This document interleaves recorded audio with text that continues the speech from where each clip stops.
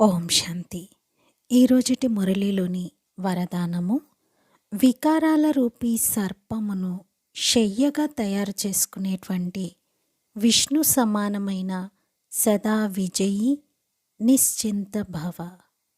వికారాల rupee సర్పములను తన పాన్పుగా శయ్యగా తయారు చేసుకునేటువంటి విష్ణు సమానమైన సదా విజయీ నిశ్చింత భవ.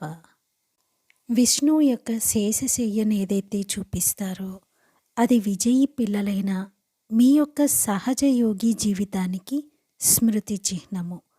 సహజ యోగము ద్వారా వికారాల రూపీ సర్పాలు కూడా ఆధీనమైపోతాయి.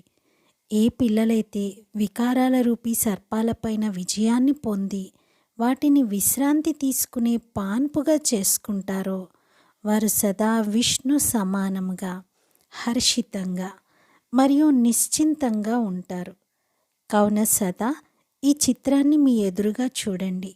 నేను వికారాలను ఆధీనము చేసుకున్న అధికారిని. ఆత్మ సదా విశ్రాంతి స్థితిలో నిశ్చింతంగా ఉంది. ఇదే దృశ్యాన్ని ఎల్లప్పుడూ చూస్తూ ఉండండి. బాప్దాదా ఈ వాక్యాలను 12/12/1979లో వినిపించారు. విష్ణుమూర్తి యొక్క జ్ఞాపకార్థము ఏదైతే క్షీరసాగరం మధ్యలో శేషపాన్పు పైన పవలిస్తున్నట్టుగా చిరు మందహాసంతో నిశ్చింత స్థితిలో ఉన్నట్టుగా చూపిస్తారో అది మీ జ్ఞాపకార్థమేనని. సహజ యోగి జీవితం యొక్క గుర్తు అది. సహజ యోగిగా ఉన్నటువంటి వారు వికారాలన్నింటినీ తన ఆధీనంలో ఉంచుకుంటారు. వాటిపైన విజయాన్ని పొందుతారు. వాటి వలన ఇబ్బంది పడుతూ కష్టపడుతూ వాటిని జయించలేక సతమతమవుతూ ఉండరు. తన అనాది ఆది స్వరూపము అలాగే కల్పకల్పం యొక్క విజయాన్ని స్మృతిలో పెట్టుకొని సదా ఆత్మిక నశాలో ఉంటారు.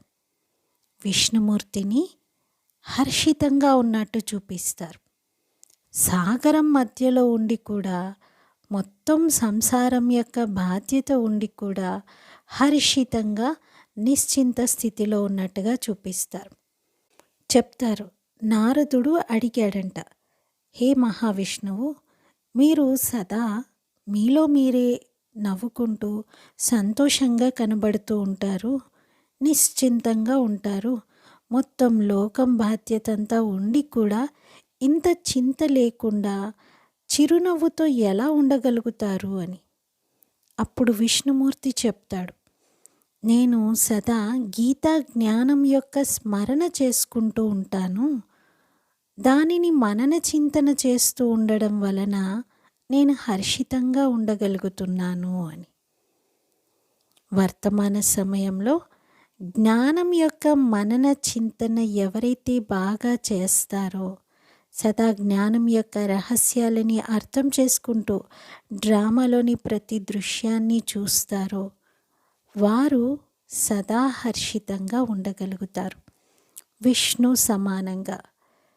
ఇక్కడ విష్ణు సమానంగా అంటే విష్ణు యొక్క 4 అలంకారాల సహితంగా అని అర్థం.